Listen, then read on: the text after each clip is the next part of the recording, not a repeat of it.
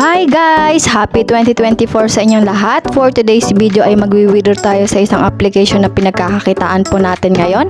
At lalagyan natin ng laman itong GCash account na ito. Punta tayo dito sa View All Services at hanapin natin yung GCrypto.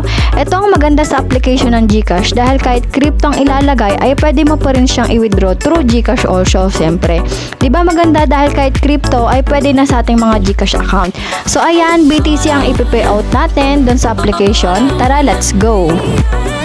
Okay, ito yung application guys, Ember. Kung wala pa kayo ay mayroon tayong link sa description ng video. Gawa lang kayo ng account at magmamining lang kayo dito everyday. Start nyo lang dito sa ibaba at may oras siya every 24 hours at kapag nakaipon na kayo ng $5, siguro nasa 10,000 Satoshi. Ito ay nasa 26,592 Satoshi. Medyo mataas na siya. Then punta tayo sa profile. Okay, so live withdrawal muna tayo. Ayan, so mayroon na tayong pwedeng withdrawin itong BTC. Ito namang Satoshi rewards na $11.74 ay pwede natin itong i-pay out sa, as you can see, may requirement siya. $5 ang minimum. Pero guys, ganito ang sistema ng withdrawal nila.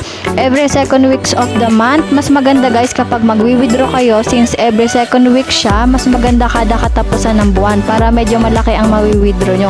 Pero nasa sa inyo pa rin yun guys.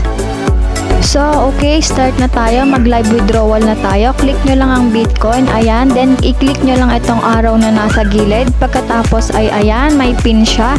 Ilalagay lang natin dyan para ma-unlock itong pin, guys. Remind ko lang, ito yung ginagawa natin kapag gumagawa na account dito. Ayan, 4 na number lang yon.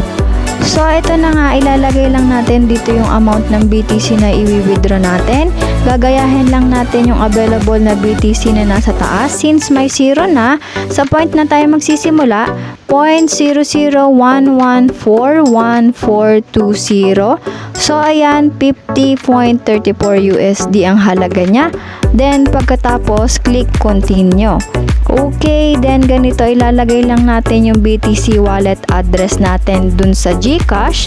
And wow, ang ganda talaga ng application na to. Punta na tayo ngayon sa GCash natin. Kunin natin yung ating BTC wallet address. Dito guys sa GCash, GCrypto, kukunin lang natin yung BTC address natin. Click BTC, pagkatapos ay click receive. Then dito guys, huwag nyo i-click itong SegWit. Dito lang tayo sa native SegWit. Ayan, dito yung BTC wallet address natin na ikakopy natin yan. Pwede nyo rin i-double check kung tama para hindi kayo magkamali. I-copy nyo lang tapos paste nyo lang sa inyong Ember Fund account. Ayan, tapos click nyo lang yung review. Then, ayan na siya. Ganitong lalabas. Click nyo lang yung withdraw. Okay, so ayan, na-withdraw na natin siya guys. So makikita nyo wala na yung BTC balance natin. Click Bitcoin. Ayan, makikita nyo may fee lang siyang kaunti. So yun lang guys, hintayin na lang natin na dumating sa ating GCash account. Hanggang dito na lang ang ating video. Hindi ko na pahahabain. Sa mga bago lang sa ating channel, kung gusto nyong subukan ng Ember Fund, meron na tayong nagawang video. Balikan nyo na lang. Yun lang guys at maraming salamat. Love you all and peace. Yo!